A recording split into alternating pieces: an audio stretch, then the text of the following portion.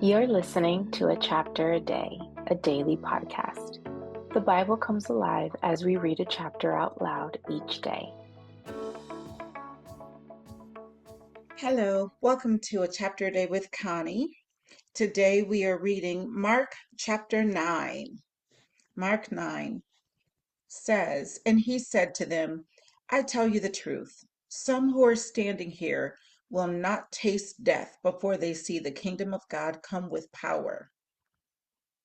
After 6 days, Jesus took Peter, James, and John with him and led them up a high mountain where they were all alone. There he was transfigured before them. His clothes became dazzling white, whiter than anyone in the world could bleach them.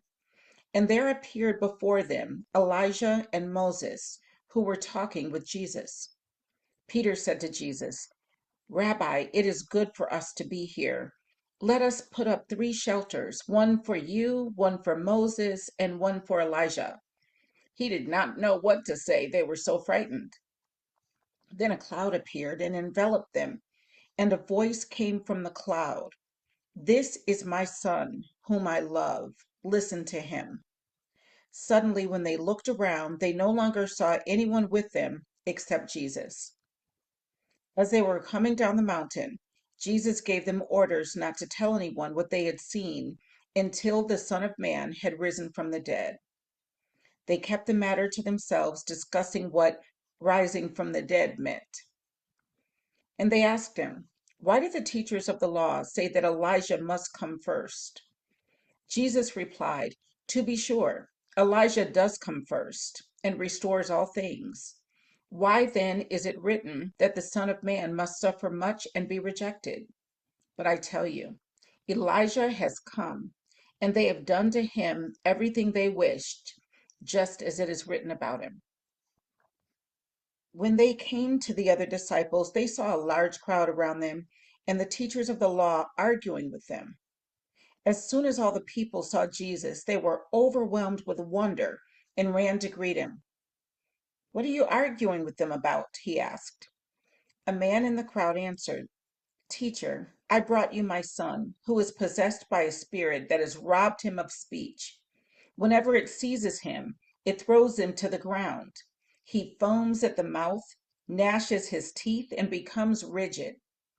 I asked your disciples to drive out the spirit, but they could not."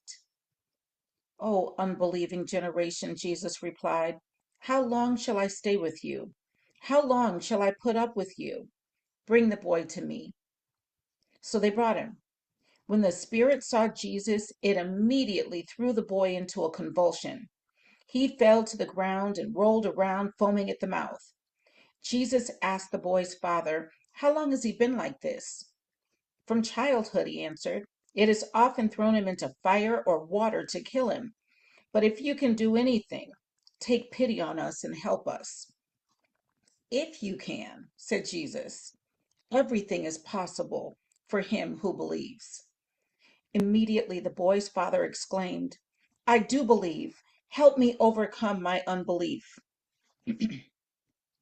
When Jesus saw that a crowd was running to the scene, he rebuked the evil spirit. "You deaf and mute spirit," he said, "I command you, come out of him and never enter him again." The spirit shrieked, convulsed him violently, and came out. The boy looked so much like a corpse that many said, "He's dead." But Jesus took him by the hand and lifted him to his feet, and he stood up. After Jesus had gone indoors, his disciples asked him privately, "Why couldn't we drive it out?" He replied, "This kind can come out only by prayer." And in King James Version, it says, "but by prayer and fasting." I don't want to miss that part because it's important, my prayer warriors. They left that place and passed through Galilee. Jesus did not want anyone to know where they were because he was teaching his disciples. He said to them, "The Son of Man is going to be betrayed into the hands of men. They will kill him, and after 3 days he will rise." But they did not understand what he meant and were afraid to ask him about it. They came to Capernaum. When he was in the house, he asked them, were you arguing about on the road?" But they kept quiet because on the way they had argued about who was the greatest. Sitting down, Jesus called the 12 and said, "If anyone wants to be first, he must be the very last and the servant of all." He took a little child and had him stand among them. Taking him in his arms, he said to them, "Whoever welcomes one of these little children in my name welcomes me, and whoever welcomes me does not welcome me, but the one who sent me." "Teacher," said John, "we saw a man driving out demons in your name, and we told him to stop because he was not one of us." "Do not stop him," Jesus said. "No one who does a miracle in my name can in the next moment say anything bad about me. For whoever is not against us is for us. I tell you the truth. Anyone who gives you a cup of water in my name because you belong to Christ will certainly not lose his reward.